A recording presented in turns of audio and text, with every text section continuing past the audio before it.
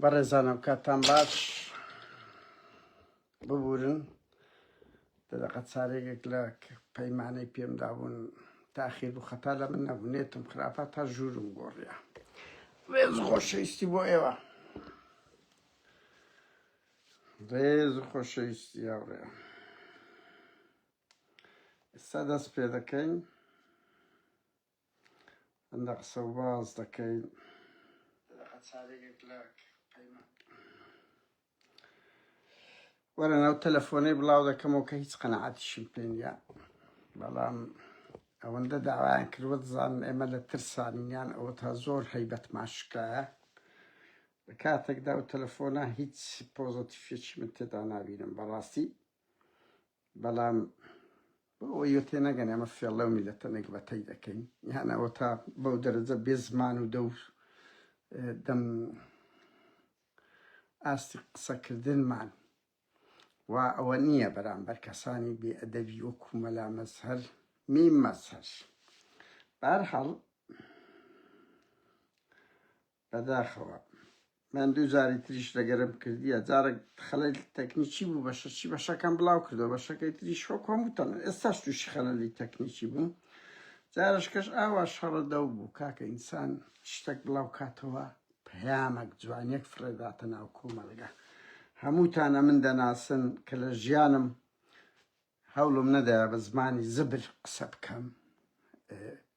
حتا ڕسم و ڤیدیۆی ئەم بڵاو دەکەمەوە ڕسمەکانی یاد چیرۆکە شتەشی دەبی لە بندی بەداخەوە ئاستی زمانە کاتە ناو فەرهەنگی کوردی گەلە خەتەرە هەر ئیسلامی بەشێک لەو گەنجە ئیسلامیانە نین بەڵکو هەواداری پارتیویشێتی شتیانەیە بە ئەرهابی فکری دەوکتمان بکەن کەمپینمان زدی دەکەن ئەوڕاتە برادر شد هەندێک لەو قسە و باسانە دەکەین ئێستا دەست پێ دەکەین ئەو پەڕی دوو ڕوویشیان هەیە ئێستا بۆتان باز دەکەم ئەو پەڕی دوو ڕووی بەخێر بێن ئەوە دیسان شەرعەوە هەڕەشە دەکات کە هێرش دەکەنە سەر کوردستان هێرش دەکەنە سەر ئەو ناوچانەی هەسەدەی لێیە وەرن ئەوە نازانم ناویشی چێ با فرێد دەمە دەرێ کاکە نازانم ینی بەجددی ئەدەبە پیس هاتە ناو زمانی کوردی کە ئینسان پێی شەرم هیچ قیەم و ئەخلاقێک نمایە بەشێکی زۆریان کە وەڵە نایەت ینی بەجددیمە ئینسان چۆن شەرم ناکە کە دادەنیشی نوێژەکە ئەڵێ دەبێت زمانمان وابێت ئەخلاقمان هەبێت ئەوە کاتیش خۆم کە لەسەر ئەو شاشەیەش دەیبینی نییە دەرێ زێراب دەرشێتەوە یعنی چ پەیامەکەیە تو دێی جوێن لێرە بە من دەدەی یان بەو زمانە ئاست نزما قسە دەکەی باپیرە باپیر ئەوە چەند نمونەتان لەو فرێدەمە سەر شاشەی چەند نمونەتان لەو فرێدەمە ناو شاشەی بڕۆن کۆمێت بخوێنەوە بزانن بەشێک ئەڵێم ها لەو گەنجە ئیسلامیە سیاسیانەی کە لای هەندێک مەلایە حیزبە من نازانم بەڕاستی بەس دێن بزانە ئەدەبی قسەکردنیان هەیە دەزان دیالۆگە بکەن تاعەن هەموو ئەوانەی جوون دەدەن جوون نیشانەی ئیفلاسیە جوون نیشانەی دۆڕانە کە تو جوێن دەدەی کە زمانێکی زبرت هەیە کە دەی بریندارکەر قسە دەگەێت هەیە من واز بینم کاکە وەڵای کاڵ بووینەوە لەگە ئەو زمانە پیسەتان یعنی من پێم ناخۆشە بەڕاستی بەس کاکە خۆ ساعەت چۆن ناکەین بەس بۆ خۆت پێدەشتێەوە یعنی شەرم لە خۆتان ناگەن هاوڕێیان بەرحاڵ با بڕە بچینە ناوێ هەتا ئەوە دێ یەکەم من ئەوە بڵێم ئاوڕێیان بە هیوام نێتەکەم بە کەڵک بێ دەنگەکان بڵاو بکەمەوە ئەو چارەگەی هەندێ بوو نێتم کەلچی ئەوە نەبوو دووڕوویەکی زۆر گەورە دەبینم دووڕوویی و ئاست نزمەچی ئەوە یەک پارتی یەکێتی مزگەوت دادەخان مەلا دەردەکان ڕیشی دەسووتێنن قورئانیان لە مزگەوتەکە لە بارەگاکانی یەکگرت و کۆمەڵسوتان سوکاتی بەدەیان مەلای وەکو سوسێ و سۆران تەوحیدی و نازانم مامۆستا وشیار دەکەن تیرۆری دەکەن بڕوا بکە هەموو ئەوانە کە کۆمنت لۆیرە لە بۆ نەکرد من هەموو خەڵک دەنووسین 195 ناوێرم برێن لەل بەڵام کاتێک دەزان ئەمن هەتا وەکو ئەو خەڵکانش نیم بێڕێزی بکەم بە زمانێکی زبر قسە بکەم وەرە بیان بینە چ کۆمنتێک لە بۆ هەموو ئەو خەڵکانە دەنووسن وە دەزانن شەڕی ئەوەیە ئەحەدا هاتیە لە بۆ منزان شەڕی ئیسلام بکە بابە من دیبەی دەکەین گفتوگۆ دەکەین ئەی هاوار یعنی ئەو زمانە پیسە چێ هەتانە بەڵام لۆ پارتی وێچێتی هەموو کەڕامەتەکتان دەشتێنن ناوێرم برێن لەل باشە ئەنی بەجددی ئەتو ناوێری لۆ معاش خۆت داوا بکەی قورئان دەستێ مریشی مەلا دەستێ ئەو پەڕی ئیهانە دەکرێت ناوێری برەی لەل بەڵام دەی ئەها ئەوە سوکاتی بە ئەوە دەکات ئیسلام دەکات معاجەبە سوکاتی کرد سوکاتی بەو مەلای کرد کورە بابە دەیان مەلا و ئیسلامی وا لە ژۆرێ بڕۆ بێغیرەت قسە چی بکە ئەوەکو خاڵک دوو دێ لەسەر یەک شەی دنیای خرا دەکە لەسەر ئیجابەک باز ئەحمەد شەرعەک دێ کۆمەڵکوژی لە بۆ نەتەوەکەت دەکە قسەی نییە لە بۆ کۆمەڵکوژی ئەحمەد شەرع لۆ لەبەر ئەوی با تەکفیری ئەڵڵاه ئەکبەر دەیکە ئەگە قەومەکەی خۆشبی لە ناویشی ببا کچ فڕێبدا کچ بسووتێنێ مناڵ بخنچێنی بەدەستی تەقەی سەریان دێ بڕوان پێ بکە تۆ بڕۆ سەیری پۆستەکان کە کە باسی شتێکی بەس ڕەخنەیەک لە شتێک بگرە کە ڕەپدبی بە ئیسلام یەکسەر دەشکەنە شەڕی ئیسلام و کافر یەکسەر شەڕی ئیسلام و کافر ئیفلاس بوون بۆ ئەوەی هەستی گەنج بجوڵێن ئەوە کافرە دژی خوددایە نازەمە تو چن پەیدا بوونە لێمان ئەوە دەبی بەڵام لەسەر وشەیەک ئامادەن هەزار شت بکەم بەڵام کاکە ئینسان سەر دەبڕدرێ سەر بە لێشا و گەلەکەت دەکوژێ نەتەوەکەت ئیهانە دەکرێت دەبینینەوە ڤیدیۆیانەی جەماعەتی ئەحمەد شەرع بڕۆ بزانە ئەگەر یەک ئیسلامی و ڤیدیۆیانیان بڵاو کردەوە لەوانەی کە لەسەر وشەیەک بزانە یەکەچیان ڤیدیۆیەکی ویان بڵاو کردەوە نەخێر پێشیان خۆشە ئێستا پێیان خۆشە ئەحمەد شەرع بێ هەموو کوردستانی ڕۆژئاوا داگیر بکە من ناڵێم هەر هەمووی ها لەگەر ئەو پەرڕێزم بەشێک لە ئیسلامی سیاسیش و بەشی زۆرینەی کۆمەلگای کوردی کە هەمومان لەو کۆمەلگای ئیسلامین زۆر دژە حتى ئەو جارەی تەیارەشی گەورەی ئیسلامی لە مەلاکان لە حزبەکان لە هەندێک کەوادر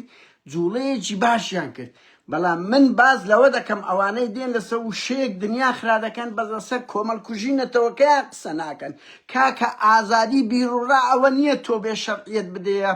ئەحمەد شەرع بێدەنگ بی پاساو بۆ ئەو ناپاچەی بینەوە بەڵێ چێ دوو گەڕەش حەلەبی کورد نییە لە کاتێکدا کاچ خۆم بە قوربان ئەو گەڕەکانە بە پێی چاری نیسان بڕیار بووە کە ئەو هێزە لەوێ بمینێتەوە ئیتفاق کرا ئیتفاق بڕۆ ببرسن ئەمریکاش ئیسرائیلیش خیانەتی لەو نوقتەیە کرد بەرامبەر دەرپێداکەناندنی ئەحمەد شەرع و حکوومەتە مجاهیدەکەی لە بەرامبەر ئیسرائیل لە بەرامبەر هەندێک ئەو دووگەڕەکە دراوە دێر حافز و ئەوانە شوە ڕەنگ بی بتە شەڕ و شۆڕشتووە ڕەنگ بێ من نازانم یعنی تۆ لەسەر هەزار تاوانی کوشت و بڕ ئەزانن لێرە هەموو ئەو ئەبوو چۆیە ئەو هەموو جوونە دەدا ئەو هەموو سوکاتیە حتا ئەبوو چۆش جوێنی بە خودا و بە پێغەمبەردا یەک ئیسلامی ناوێری لە دهۆک و هەولێرە قسەی لەگە بکاتن هەزار کفری کرد ناوێرن ترسنۆکن بەڵام یەکێک لە دووری شاشە بزانن مۆڕێنی بە کەیفی خۆیان قسە دەکەن کاکە من ناتوانم قەناعەتتان پێ بکەم ئەنگۆ بەشی زۆرتان من لەگەر ئەو پەرڕێزم لەو ڕەوتە ئیسلامیە کوردستانیەی یان دێ دیالۆگ دەکا دیبەیت لەگە دەکا ڕێی خۆی دەدا لەگە سەریمە ئەو مەلای ئاینەی بەڵام کاکە بەشی زۆرتان دووڕوو ترسنۆکن چتان کردیە لە دژی پارتی وێچێتی بەقەت یەک هەفتەی ئێمە هەرچی ئیسلامی سیاسی هەیە لە ئەوروپا تەحەدای دەکەم بەقەت یەک مانجی من خەباتی لە بۆ مەسەلەی ئازادی و دادپەروەری و دژایەتی پارتی وێچێت تەحەدا دەکەم دوو چالاکیان کردبی لە هەموو ئەوروپا دژی پارتی وێچێتی کاکە ئەوە 25 ساڵە ئەما و ئەوروپایەمان لەبەر پرس کردە ئەوە لە شۆڕشی کورد وەرە ئەگەر 100 شەهیدیان هەبی 100 شەهیدیان هەبی کاکە بە کورد ماندی نەبوونە چ ماندی بوونە چ لە خەبات لە بۆ دژی پارتی وێچێتی کردیتیان بڵێن کاکە ئەو هەموو شەهیدیان لە پێناوی ئازادیدا لە پێناویەوەدا ململانەی خۆیان لەگە پارتی وێچێتی پێکردیە بۆیە کاچ خۆم ئەحمەد شەرع دەچی دەرپێی خۆی دادەکەنێنی ئەو پەڕی خیانەت دەکە لەگەر مەبادئی ئیسلام ئەچیتەکن شەیتان الئەکبەر ترامپ پەمپی لێ دەدەن شەیتان الئەکبەر نییە ئەو نەبوو ئەمریکا نەبوو غەزەی وێران کرد کەس قسە ناکە بەس ئەگەر هەسەدا تێم دەگەی بڵێ پەیوەندی لەگە ئیسرائیل دەکەین دنیا خرادەبی بەس ئەو لایەکی ئومەی عەرەبی هەموو سازشەکی ئیسلام ناپاچی لە بەرامبەر ئیسلام دەکە قسەی نییە بەڵام نابی هێزەکی کورد هەسەدا بتی پەیوەندی لەگە ئیسرائیل کەەوە بێغیرەترین شتە لە ناو کورد نیوەی ئومەی عەرەبی دەوڵەتی ئومەی عەرەبی پەیوەندی هەیە فەڵەستین دەچی لەگە ئیسرائیل دادەنیشی لە پێناوی مافی خۆی بە حەماسی شۆ دیدار دەکەن گفتوگۆ دەکەن هەرچی دەوڵەتە کاکە بۆ کورد بترسێ لەگە ئیسرائیل وەکو هەموو دەوڵەتێک مامەڵە بکە لە مەنتیقەکە بۆ بترسێن هیچی تر چییە وەڵە پێمان دەرێن پیاوی ئەوەی نە یعنی بەخۆی هەرچی ئیسلامە ناوێری قسە بکە دە غەزەی دیتان هەرچی دەوڵەتی عەرەبیە پەیوەندی هەیە 180 هەندێکیان عەمیلیشن بە سعودیا و بۆ ئەوەی کە ئەو هەموو مسلمانە دەستەخەت ئیلا ئیلاخری بەس کورد نابی هیچ پەیوەندێکی هەبی ئەو ترسنۆچەی مە لە چێیە یعنی بۆ ئێمەش لە پێناوی قەوارەی نەتەوەی خۆمان بۆ ئەوەی تووشی کوشت و بڕ نەبین پەیوەندی خۆمان نەبی لەسەر ئەساسەکی علاقاتی دوو دەوڵەت و دوو نەتەوە لۆ نەمابی لۆ بترسێن چیتر هەتا کەنجینێ ئێمە ڕۆحمان بتی پێیامرە هات پیاوی ئیسرائیلن لەگە ئیسرائیل کورە بابە ئەحمەد شەرع دەرپەی داکەنان ئەردۆغان دەرپەی داکەناندیە ئێران خۆخوایەتی ئەمریکا و ئیسرائیل لێ قایل بن ئێخۆ ئیسرائیل و ئەمریکایەکن هەموو خۆخوایانە ترامپ سەردانیان بکە داهاتی اقتصادی ئەو وڵاتانە هەموو ترامپ دەچی دەباتن ما قەزمان لەو دوو ڕوویە و ترسنۆچێتانە کاکە بەڕاستی ئەزمونێکی زۆر خراپ پیشان دەدەن هیچ ڕەپتان بە فەرهەنگی ئیسلامی کوردەواری خۆمان نییە کەی ئێوە نوێنەری ئیسلامی سیاسی شێخ مەحموود و شێخ سەعید و شێخ ڕەزا و ئەوانە نا کەی ئێوە نوێنەری تەریقەی نەقشبەندی و قادرینە کەی ئێوە نوێنەری ئەو فەرهەنگە بەڕێزەی باو با پیرانمانن کەی کاکە وەرە 1000 جون بە دایک و خوشک دەدرێ کاکە من ئێستا و 1000 کەس لە ژۆرەیە کاکە دوای ئەوە زیاتر ئێستا ئەو دەنگوشتانە بڵاو دەکەم بە ملیۆن خەڵک دەبینی ژنا منداڵە کاکە ئەو زمانە پیسەلۆ هینایتانە ناو ئەدەبی فەرهەنگی کوردی خەڵک پەروەردە دەکەن ئەمە یەکەم شت ئیسلامین وەک ئەوەی بەس ئەو فەرهەنگەش لە ناو کورد هەیە یعنی ئەمە بەڕاستی تەیارێک هاتیە خیانەت دەکا شەرعیەت بە خیانەت دەدا بە ناوی ئەڵڵا بە ناوی پێغەمبەر بە ناوی ئیسلام کاکە وەرە ئەگە لە فەرهەنگی ئیسلام برێەوە خیانەت بکە گەلەکەت کۆمەڵ کوش بکرێ بە ئەڵڵاهو ئەکبەر کچ فرێ بدرێ سەر ببردرێ مندار بخنچێ دەستە بسووتێنن تۆش قسە نەکەی یعنی ئەگەر نەک دژ نەبی قسەش نەکەی و شەرعیەت و پاساویش بینەوەڵا و دووگەڕەکەی کوردی نییە ئەوە کورد لەوێن دەرنابی بزانێت چیان لێ کرد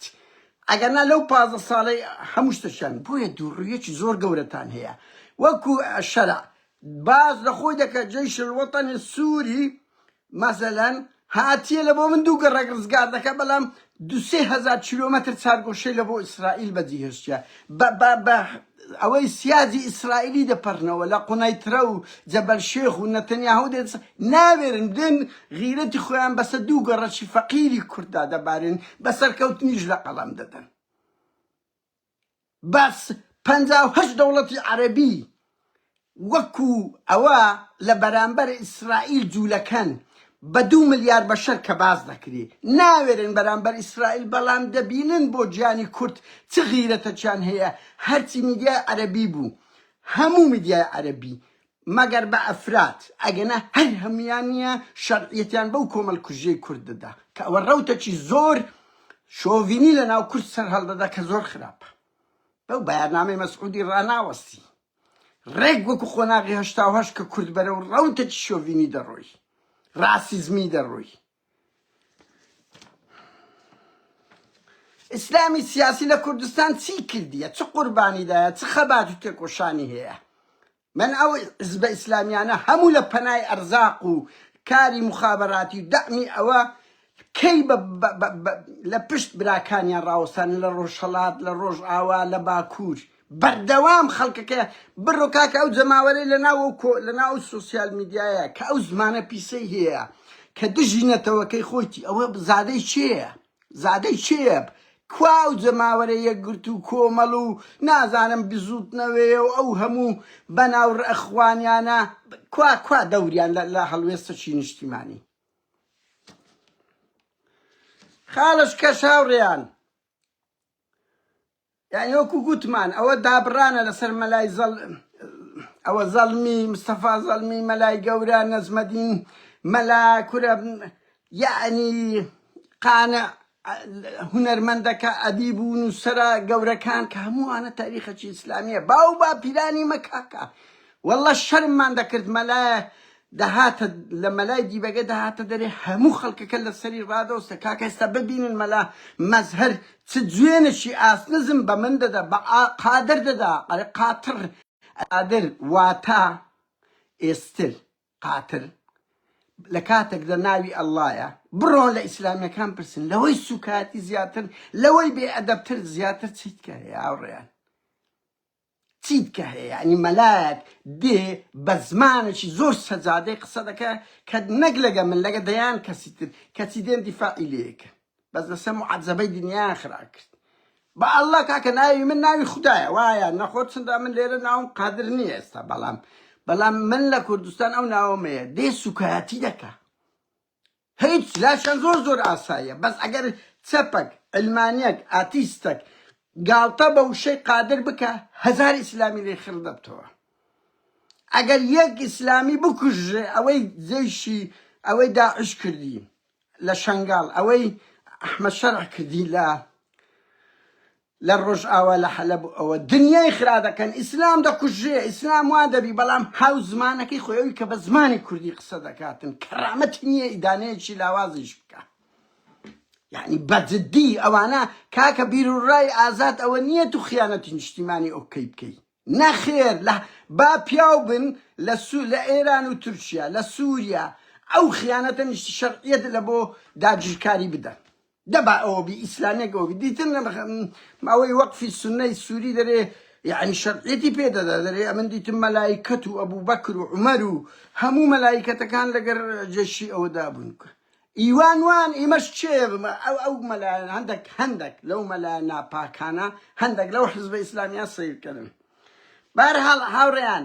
دوو یعنی من پێم وایە ئەوەی لەگەرم ئەو مەزهەرە فەندیە کرا شتێکی ئەوەیە ئەم تەشقەڵەیە پێی دەکەن دەرن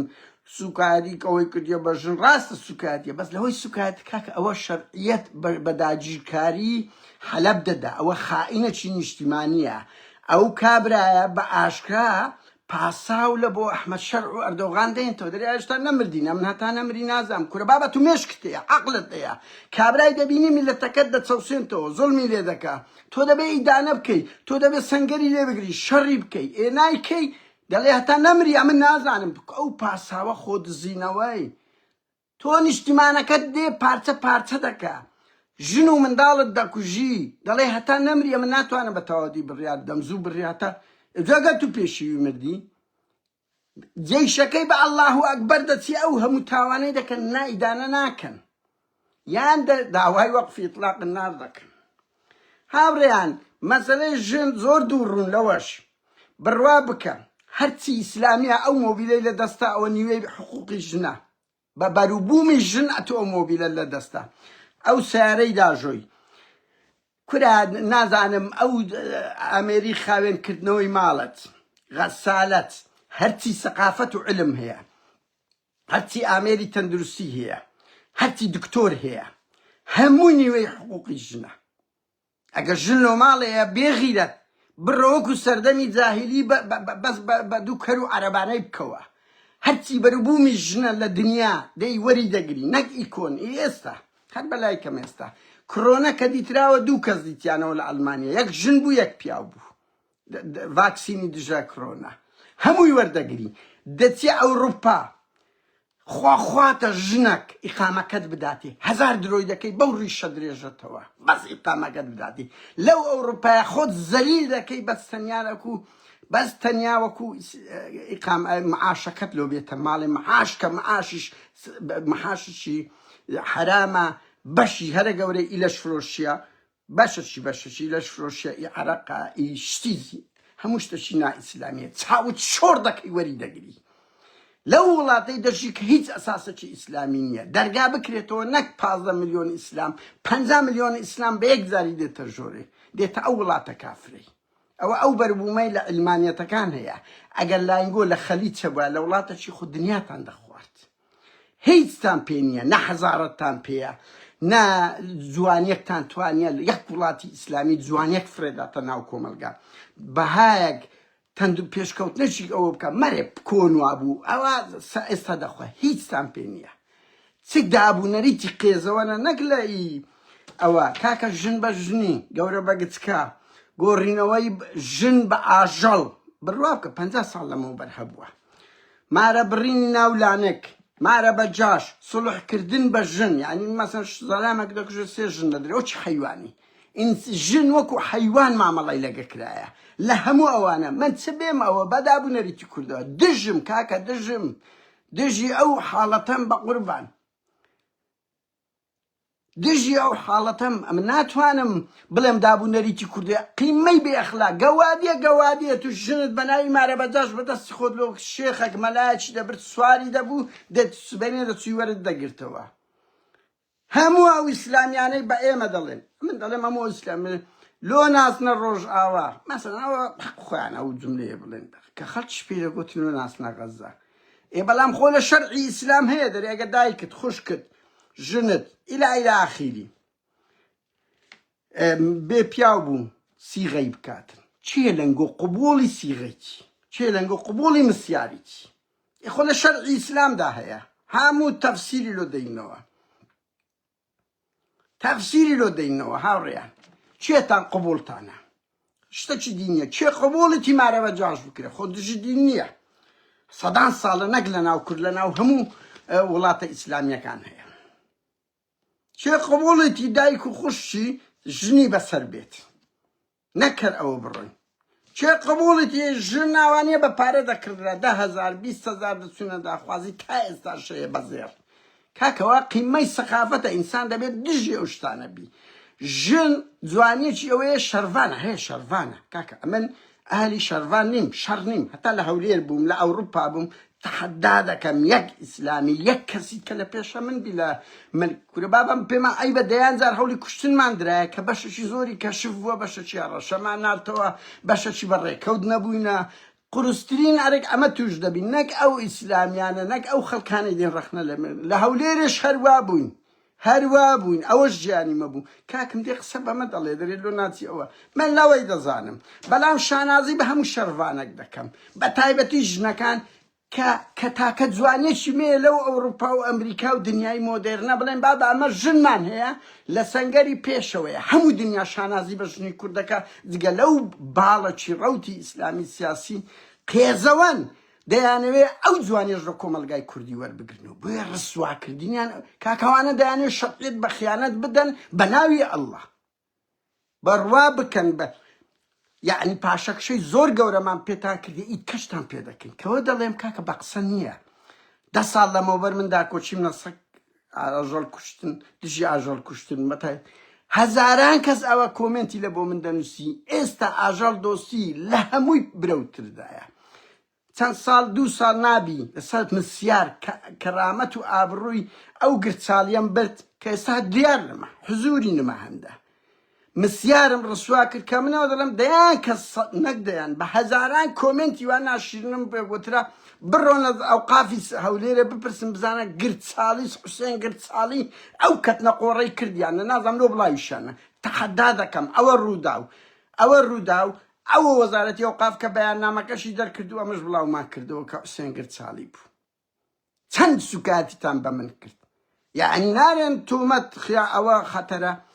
چیهانتان هاتم غیرەتتان کرد برێ قادر داوای لێبوردن لێکەم ئەمە پاشەکشەمان بەدەیان شت کردیە ڕێڕەوی تاریخی ژوایە بەشەکمان دەبینە سوتەمەنی ئەو زمانە پیسەتان ئرهابتان خۆ لە کوردستان بوونیا بە قورئان پارچە پارچەتان دەکردین پارچەتان دەکردین چیە ژنی ئیسلامیەکان ئەوە دەیان کەسی هەڵگەری باوەڕی ئیسلامی دەیان نمونە ژنی پێغەمبەریانی نایتەوە ژنی ئیسلامیانی نایتەوە لە جەپەکان بەشدار بوونەوە ئەو ئوسلوبە چییە؟ بڕوا بکە کەسێکی وەکو ئەو مەزهەرە فەندیە گەورەترین خزمەت بە دژە دینیەکان دەکە بەو ئوسلوبەی وای کردیا کو داعش وێنەیەکی وا قێزەوەنی پیشاندا قێزەوەنی پیشاندا کە هیچ کەسێک ناوێری بە ئاشکە دیفاع لە ئیسلام لەو داعش بکە ڕەنگی ئەوها گەنجەکان دەماریان لۆ دەجوڵێ بەڵام لەکەی گەورەترین چێ دەوێرە وەخت خۆی دژدین قسە بکە بەس دوای داعش بزانە چەند هەزار ئاتیست هەیە هەتا لە کوردستان بەهەرحاڵ هاوڕێیان من هەر ئەوەندە دەڵێم داوا لەو مەلایە ئاینە کوردپەروەرەکان دەکەم داوا لە دەیان کادری ئیسلامی سیاسی دەکەم ئێوە دەتوانن شەڕی ئەو باڵە بکەن کە کۆمەلگای کوردی بەرەو هەوڵ دەدەن بە ناوی ئاین حتا دینی ئاین وان کردیە خەڵکێکی زۆر دژە لەبەر ئەو ڕەفتارانەی لە نمونەی ئەو مەزهەرانە کاکە خەڵکی ما دەرکەوت هەستە نیشتیمانیەکەی زۆر گەورەترە لە مەسەلە ئاینەکەی ئەوە جارێوە ڕۆژ ئەوە چ دەکەن بڕۆ بزانە چۆن ئەو مەزهەرەك لەسەر یەک گوشەی شەرڤان کو بوویتە گاڵتەجاری ناو هەموو سۆسیال میدیا کورد هەموو یەک گرتووە مەسەلەی نیشتیمانی نەنە کۆن بە تەحەسۆڤ 70 ساڵ بە ناوی فکری کۆمەنیستی فکرەکە لە ناو نەچوو فکری نەتەوەیی لە ناو نەچوو لەگە بچووکترین ئەوە نە مەسەلەی دین لە ناوچوو نە مەسەلەی ئاین هەردووچی ما دوای 70 ساڵ لە حکومڕانێتی 1400 ساڵە سەدان ساڵە بە ناوی ئیسلام دەیانەوێت کورد بتاوێنەوە بە نمونە کورد هەستە نیشتیمانیەکەی زۆر بەهێزترە باشترین نمونەوەی حەلەب هەموو دەنگ و ڕەنگەکان یەک بوون حتا بەشێک لەو برا مسلمانانەشمان بۆیە ئەرچینگۆیە ئیسلام ئەگەر دەتانێت ئەو نمونەی لە ئیسلامیەکان پیشان دەدرێت کە وەکو کۆیلەی عەرەبوو ئەوەیە پاسا و لۆ خیانەتە دەبینن ئەنگۆ زەرەرمەند دەکەن من دەزانم سەدان کەسی نیشتیمان بپەروەرێەوە بەش و تاریخی کورد پڕە لە جوانی ئیسلامیە کوردەکان لە ئەدیبی لە نووسەری لە شاعیری لە کەسی سیاسی لە عالمی حتا لە زاناکانی کاکە بەشی زۆری زاناکانی هەمووی ئیسلامیە ئەوانە قەت شانازی بەوە ناکەن شانازی بە ئەوبەکر بەغدادی و ئەحمەد شەرعەوە دەکەن بڕوا بکە دەترسێن نەترسی ئاسایشە گەنا دێن ئەلێرە شانازی بە ئەوبەکر بەغدادی و ئوسامە بن لادن و ئەوانە دەکەن هاوڕێیان من 5 دقیقە نزیک 6 دقیقە و دیدارێ بڵاو دەکەمەوە بەشی یەکەمە خۆتان بڕیار بدەن من دژی بڵاوکردنەوەی ئەوەمە تاکە کەس کە تووشی دەمەقاڵێ بوویمە لە ژیانم 500 دیدارم زیاتر کردیە بڕوا بکەن تاکە کەس ئەو نەفەرەیە مەزهەرە فەندیە تاکە کەس ئەوە تەحەدا دەکەم با یەکێک بڵێ قادر لەگەری من تووشی دەوە بووە و تەحەدای هەمووتان دەکەم ئەگەر ئەو قسانەی ئەمن لێرە ئێستا دەیکەم بە یەک کەسی کەم گوتبی جگە یەک جار بە ئومێد خۆشناو بە وشەشی نەشایی پێم گوتەوە دوای ئەو شەوێ هاتم داوای لێبردنم کردوتمەوە لەگە ئەخلاق و تەربیەتی من ناگونجێ ئەمە ئومێد خۆشناو قسەی پێگوتیمە پێشەوە ئەورامی گوتەبێژ و حکومەت قسەی پێگوتیمە سەرۆژ سەندیکای ڕۆژنامە نووسان قسەی پێگوتیمە ئەو فاخر حەریریەت زوێنی پێدام هەمووتان دەزانن مەسئول لقەچی پارتی کارژێر لقەچی پارتی مەسیفیە کە نازم ناویشی چ بوو بەعسی بوو پێشمەگە بردیان بیکوژن زوێنی خراپ پێدا قەت جوابی خەڵکم نەدایتەوە هەزاران کۆمێنتم لۆ دەنووسر جوانە لەبەر ئەوەی من دەزانم یعنی دەمەوێت پەروەردەک پەیامێک جوانێک فرەدەمە ناو کۆمەلگای کوردی نەکشتێکی قێزەوەن فرەدە کامەتان ئەوەتە لەبەر چاوتانە ڕۆژێک دیتان قادر بەو زمانە بازاڕێی ئاوا وەکو مەلا ئەی هاوارکە مەلا دەبی مەدرسە بی بێ سوکاتی بە وشەی ئەڵڵا قادر بکە پێی بڵێ قاتر واتە ئێستر بۆ زانیاریت لە زمانی کوردی من نەمدەزانی یعنی وەرە چێ دەتوانێت لەگە ئەو زمانەی گفتوگۆ دیبیت کە هەردێتن بەس لە پێناوی ئەوی خیانەتەکەی بڵاو نەکاتەوە ڕێز بگرن کورە زۆر شەرمە ئەنگۆ لەولا ئەڵڵاه ئەکبەر بابا خودا و پێغەمبەر گوتیتی بەو زمانەی لەگە خەڵک گفتوگۆ بکەن بەو زمانەی گفتوگۆ بکەن ئەگە گوتیتی لەگەڵتان ئەمە نابینین لە هیچ ئاەت و حەدیسە کەس نەهاتێ بڵێ بەو زمانە قسە بکە من نازم بەڕاستی زۆر بۆیە زۆر لە دین تێکەڵ نابم بەس کاچ خۆم ئەمن دێم دیفاع لە ئاژەڵدۆسی دەکەم دیفاع دژی مسیارم دژی ئەوەم کە ئیسلامیەک هەستی نیشتیمانیەکەی بمرێنی ئەوە هیچ ڕەبتی من ئەوە نیم تەفسیرە سەدینکە من ئەوە ئەو لە ئەلفوبایە من دژم ستەمم بە هەموونەوە ئاچیەوە بە هەر حاڵ حەزم نەدەکرد بەس ئەوەندە گوتیان و ئێستاش پێم ناخۆشە بەس بۆ تێ نەگەن ئەمن ترسایمە یان لە دیبەیتەکە قسەم پێ گوترایە وەکو ئەو کابرایش نیم مەزهەرە سەرسەریەی کە بڕوا بکەن ناها ئەوەتە لە دەربەندیخان نوکتەیان پێدەجێڕاوە دایم سعات سەرخۆش و شەلاتی بوو قەڵکی دەربەندیخانە کاکە خۆی 1000 ساڵ نییە بڕم بپرسن نوکتەی دەجێڕاوە و تەوازە ئەمەندە نوکتەکانیش احتیمالە لێرە شەبیتن وەڵا دوای لۆتان دادنێم لە کۆمن نوکتە دەجێڕتەوە دم بچی لێ دەدا دەکەتە دوو ژنان کامەی ڕەفتاری قێزەوە نەدەی کرد کاکە خۆ خەڵکی خانە دەربەندیخانە باوچی کە لەو مناڵەی پەروەردە بووە لەو باوکەی هەموو هەفتەی کە دوعای لۆجێشی سەدام قادسیە دەکرد برایەت شنای مسلیم عەلێن جەلادی ئەوەی بوو لەو ژینگە سیاسی پەروەردە بە من دەڵێ بێ ئەسل و فەسڵ کە هەموو بەنەماڵەی میم مەزهەر بەقەد یەک مانجی ئێمە قوربانی و خەباتیان لەبۆ کورد نەکردیە قوربانی و خەباتیان لەبۆ کورد نەکردیە بنەماڵەی مە دیارە و ئەمن دیارم شەو نخوونی و خەباتی من و ئەوانەش دیارن ئەو زەوەرە ببینن مەلا هەها بەو ڕیشەوە چۆن قسە دەکە بەو ڕیشە سپیەوە ئەوە سە دەنگەتان وێدەم هاوڕێیان من لەگەڵ ئەو دەنگە نیم بەس ئەوەندە زەختم لێکرا من دەزانم ئێستاش بڵاو بیتەوە بەشیەکەم خەڵکێکی زۆر دەرێ ئەوە چەلەخانەیە فعلەن زمانی دیالۆگ نییە زمانی دیبەیت نییە هیچ پەیامە شتێدا نییە هیچ پەیامە کاکە ئینسان شتێک فرێ دەداتە ناو میدیا جوانیەک فرێددا پەیامە شتێدا هەبی ئەوە زمان زبر و ئاودەستە بزانە کو ئیستفزازم دەکات بزانە کو تەهەڕوب دەکاتن دم بکە چی مەلا مەزهەرتان و لێدەم بەر لەوە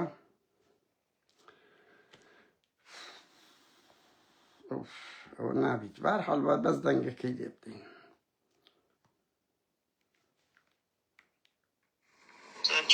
باشی وەڵا باش مەلا مەزهەر چۆنی باشی وەڵا باشم کاکە تو دەنگ و ڕەنگت زۆر بوو لەسەر غەزەی وەز سەرنجت چییە لەسەر ئەو تاوانانەی ئەحمەد شەرە قادر نادرەتۆی بەڵێ زۆر باشە قادر نادر فەبیعی هەموو جارێ تەلەفۆنە کردویا وەنیا بەڵێ هەموو جارێک شەوڵام دایکە وەنیا ئێستا بفەرموو یعنی چییە دەتەوێت چ بڵێ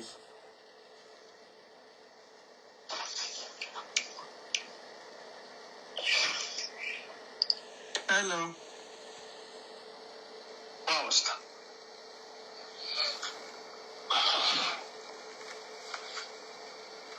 قادر نادر بەڵێ مەسەر طبيعي بأدبه قسم كتوار خو قادر نادري توش مەسەری قابلە چی تو شەرمەز ئەدەبەوە قسە بکە کات دەرێ تو أجيب أدبه بمري تجيب أجيب تو أجيب أدبه بمري ما وصل مثلا کورە بابەتە بڕۆنات و مامۆستای منی ئەتو دەزانی چییە کورە توش مەزهەری فەرموو مەزەر باشا قاتل نادر قاتل جوب رجع ئەو شەی ئەڵڵایە قادر بەڵێ کوڕی مەلای گەورە بەڵێ کوڕی مەلای ئەو مەلایەی کە لە دەربەندیخان دوعای لە سەدام دەکرد بەڵێ قاتل نادر جوب بەڕێزەوە ناوبێنە بەڕێزەوە ناوبێنە بزانە بەڕێزەوە کورە ئەدەبت تەبێت و مەلای بە ئەدەبەوە قسە بکە تکایە ئێستا وەرە سەر ڕێی چییە لەسەر ئەوەی واز بینە لەوەی کاکە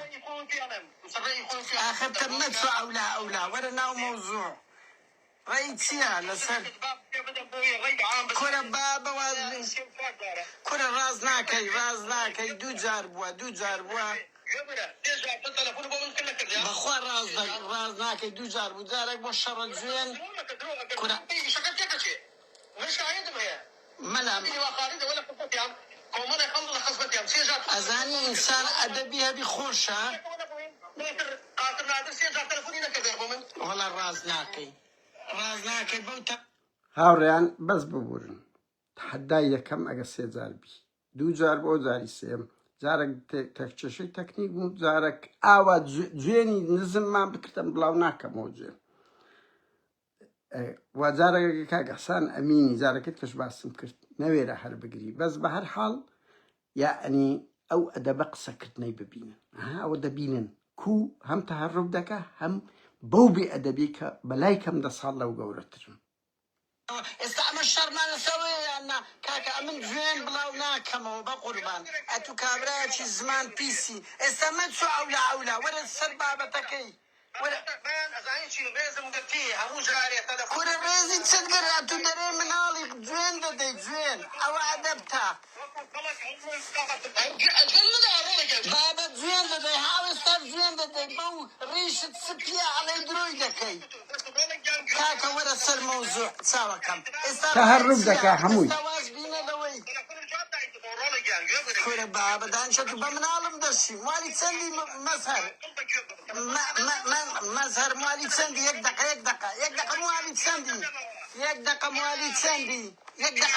چەندی تۆ یەک دەقە مالی چەندی ئێتو ڕاوە فەرمو مالی چەندی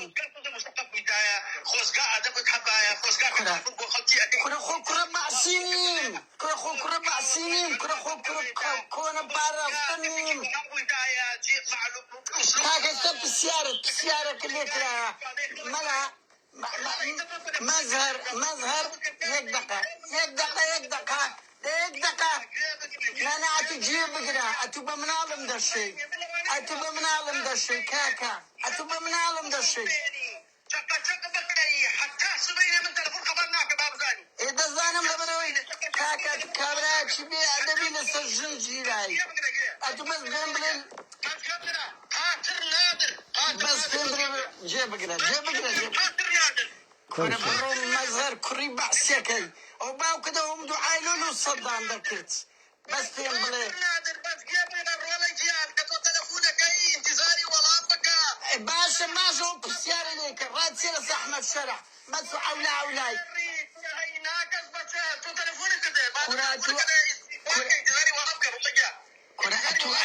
كراتو وزور خبي أخلاقي وقوي ده بندخان كاك الرين سيالة سرعة بس يك فير بجارش كبا كاز مالي خياري لبرعوي بخوت خياري بوي كجنز بوي لدر بندي خان بيت لدر بندي خان بس لدو جند الصراحة وباو كدو عايدة كد باشا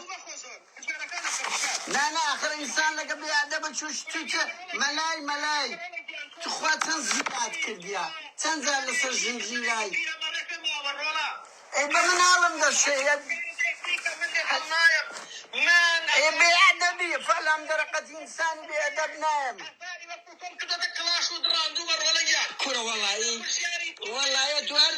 يام بياي ميت بو يام باوكر بياي بعزبو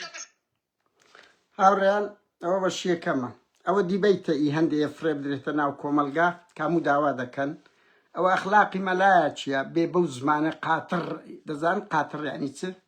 بە وشەی ئەڵڵا یعنی ئێستر مەلایەک بێ ئەو قسێ بکە بە وشەی ئەڵڵا لەسەر چشەها ئەوە عەزەکەی لە ئەوەی لێک دەدەمەوە ئەم ناتوانم بە مەزهەرێک بڵێم کە لەسەر ژنجیرایە سڵحی کردیە بە 5 مەلایەن بڕوا بکە مسیاریان کردبوو هەتە جاری وا هەبوو لەسەر ئیدکە بووە بڕۆ بپرسن 19 لۆ 20 بزانە مەلامەز ئەو مەزهەرە لەسەر ژن گیرا بوو یان نا چەند مانگ گیرە من ناتوانم کەسێک خائین بی پێ بڵێم مامۆستا ئەوزە پێم گوتێ مەلا مەزهەر دەقاتر یعنی کاکە هەندە شت بێ ئەخلاقی ناشیرنە مەلایەک بەو ئاستە ڕیشی ئەوەندە بەردابتەوە وشەی خوێڕی بێ ئەخلاق بەکاربینیتن نەتوانیت جوابی پرسیار بداتەوە بڕۆ بپرسم برێ مەلا مەزەر لە 2019 لۆ 20 دەسە ژن لۆ گیرای چەند جار مسیارت کردیە چەند جار زینات کردیە بە ناوی ئەو ئەڵڵایەی بە ناوی ئەو دینەی من پێی بڵێم مامۆستا کە ئامادە نەبی دیفاع لەو ژن و کچ و کوڕانە بکاتن کە سەردە بردرێن کە دەکوژێن من ناتوانم بەوانە بڵێم مامۆستا ئەو زەبرات پێم گوتێ مەلا قاتر نادر هەموو شتان دووبارەی دەکەنەوە ئەگەر ئەڵڵا هەب ئەگەر ئەو ئەڵڵایە ئەنگۆ ڕێزی لێ دەگرن کە ئاوا سوکاتی پێکرێت دە هەر بیکەن ئەمە جێم لێ نییە ئەمن ئەوە 25 ساڵە ینی دەستەکانم نەرم بووە لەگەر ئەو جوێن و زمان پیسەی پارتیەکانی چێتیەکان ئێوەش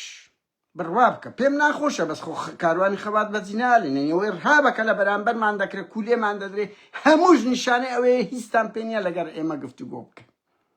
ناتوان نەها تەهەڕک دەکە ئەوە 6 دقه ئەوە 6 دقەیە ها وەچی ئەویش بێڕەوش نیم مەقتەعەچی لێرە هەگرتێ مەقتەعەچی لێرە هەگرتێ مەقتەعەچی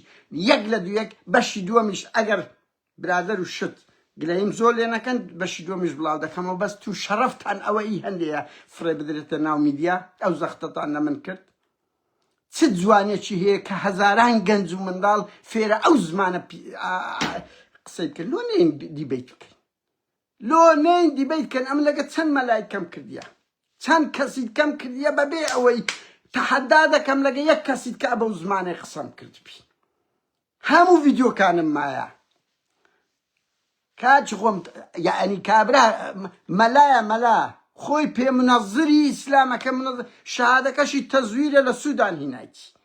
نەوەیەکە باوکی پیاوی بەعز بووە بڕۆ لە دەربەندی خان قەیدی ناکە بەخۆشی ئەونا برایەکەی جەلادی ئاکرێ بووە بەخۆی پیاوی پارتی بۆ پارتی تڕۆی کرد لەبەر ئەوەی ئەوەندە لەگەر ئیخوانیەکان چوتە پێش بڕوا بکە خۆ پارتی بوون بڕۆ ببرسن دەری کردیە لەبەر ئەوەی پارتی دەری بکات لەسەر ئەوەی پیاوی تورکیایە بەو دەرەجەی پێی بڵێ مامۆستا ئەوجە پێی دەرە مەلاز مەزهەر دێ قاتر نادەر یعنی ئەو ئەدەبا دەبی چ فێرە کۆمەلگا بکە تەحەداش دەکەم ئەم جارەکەی ترژوام کاکە من جوێندان بڵاو ناکەمەوە من کەسەکەم ڕێز لە خۆم و بنەماڵەکەم و وەلەو پەیامەی دەگرم ئەمە دیبەیت بکەین باشە بەجددی زمانێک نییە جگەلەوەی کورە ئەو ئیشی مەلاکانە کە بە بەو گەنجانە بڵێن بەسە زمانی بڕۆن دیفاع لە باوەڕەکانی خۆتان بکەن بە سەدان ئاەت و حەدیث بە سەدان نمونە 1400 ساڵتان لەدەستە دێن دەترسێن جوێن دەدەن برینداربان دەکەن بەسە تەواز بینیان هیچیان پێ نەمێت تۆ کافری تۆ کافرم لەکوێ من دژی دین قسەم کردیە من دژی ئاژەڵ کوشتنم من دژی مسیار و سیغەم کە پێم وایە عینەن قەحپەخانەیە من دژی ئەو مەلا و پیاوە ئاینانم کە دیفاع لەگەلەکەی خۆیان ناکەن پێم دەڵێن کافر زەوق خۆتانە ئەم نیشانگۆم پێ خائینە پێ وەحشە کە دوێ کە سەگ دەکوژی کە سەگت پێ تا ئەوەیە دەبی لێی بدرێ کە ئەو زۆرینەی ئیسلامیەکان وەکومە بیر دەکەنەوە بەجددین باو باپیرانی مەوانە بوون بەهەرحاڵ هاوڕێیان یعنی بڕوا بکە من داوای لێبوردنتان لێ دەکەم ئەگەر وشەیەکم کردی بەس وەرە لە شوێنی من بە وەرە لە شوێنی من بە کە بەو بۆ ڕێزە 10 ساڵ لەو گەورەترم 10 ساڵ لەو گەورەترم و بەقەدەر هەموو بنەماڵەی ئەو تخوا معقولم برێم مەلا مەسخەر تخوا معقولە من پێ بڵێم مەلا مەسخەر یعنی قسەم پێ ناڵێن یعنی ئەو ئەدەبا تۆ مەلایەک بێ لە شوێنی نالی و مەحوی و قانع و مستەفا زەلمی و مەلای گەورە بێ ئەبەو زمانەی لەگە کەسێک کە بەڕێزەوە لە بوو قسەی لەگەڵ دەکات لە جیاتی ئیدارەی بکەندێن قسە بەمە دەڵێن ئەوە زمانی دیالۆگ و گفتوگۆیە دەیهینە ناو کۆمەلگا یعنی ئەوە گەنجێک متابعەی ئێمە بکاتن چ فێر دەبی لەو زمانەی ئەمە دەمانەوێت کۆمەلگایەکی ئەوە بی بەهەرحاڵ هاوڕێیان ئەوە بوو پێ بڵێ بڵێ مەلا مەزەر لەو دوو سێ مانگ گیرای لە هەولێرێ دەسە چ گیرای بەخۆت بە کۆمەڵێک مەلا بڕوا بکە من زانیارێ لۆ ماتێ ئەوە دکتۆر پشتیوان عەبدوڵڵا لە مێژە بڵاویشی کردەوە ئەو بە تێکستیش دوو برادەریش کە تو بابەتە چوا دێتە پێش وتیانە بە 4-5 بوونە مسیار بووە زاری وا بوو لەسەر زەممەی ئیدکە بوونە چوتە سەر جێلاچی باشە چوینە ینی لەسەر زممەی کە بوو هەتا بە تەریقە دینیەکەش بوویتە شەڕ و هەرا و جیران هەر هەمان جیران وەکو سکسی جەماعیەکە هەبوو خۆی لە هەولێرە ئەوەش کەشف بڕۆ بزانە چەند مسیاریان کردێ بە ناوی ئەوە بڕۆن ئەو تاریخەشی بخین بزانە ئەوە وەکو گاڵتە چێک لە دەربەندیخانەزەوە بووە لێمان بوویتە نوێنەری ڕۆژێک دێدەینە سوور دەکا و ڕۆژێک سوکاتی بەژنی شەروان دەکاتن و بەس لە هەمووی خەتەرتر بڕوا بکەن ئەوەیە کە گەنج وەلێ دەکات دژی ئەحمەد شەرعەکان نەبی دژی ئەردۆغان نەبی هاوڕێیان ببورن زۆرمان قسە کرد بەڵام ئەوە بوو ئەوە بەشی یەکەمە. بەشی دووەمە من وەکوی پچر بڵاو ناکەمەوە ئەو لەقتانە دەردەینی ئەبە و ئەدەبەوە دەبینێت ئەوی بە من دەڵێ مەسهەر بەس خێزانمە تو خاوەنی ئەو ئەدەبە بیدەبە زۆر کەس بە من دەڵێ لۆ ئەوەندە نەرمی ئیکاکە وەڵڵا ناتوانم وەکو ئەوانە بێئەدەب بم ناتوانم ینی خۆگەنا بێئەدەبی هەموو کەس دەتوانێت هەموو قسەیەک بکە و دیقەتشمدایە هەموو ئەو کەسانە لە سوسیال میدیا کە جوێنیان پێدەدەنەوە کە سوکایەتیان پێدەکەن ناوێرن بەرامبەریان وا قسە بکەن خۆ منیش زمانم پیسپی ناوێرن وا قسەم لەگە بکەن لە کۆمێنتیش دەبینن کە دەبینن بە ڕێزەوە گفتوگویان لەگە دەکەم بەرحاڵ هاوڕێیان ببورن هەر کەم کورتێکە بێ من داوای لێبوردن دەکەم هیچ پێ شەرم نییە ئەوە زمانی من نەبوو بەس وەرە لە شوێنی من بە و بڵاویشم نەدەکردەوە ئەگەر نەتان گوتپایەوە ئەوە نیوەیە نیوەکەی کە زۆر خراپترە هەر وایە ئەخیریش جوابی پرسیارەکەی بەس عوسمانیەکانی داوە کە لێش نەگەڕام ئەویش پرسیار بکەم کاتە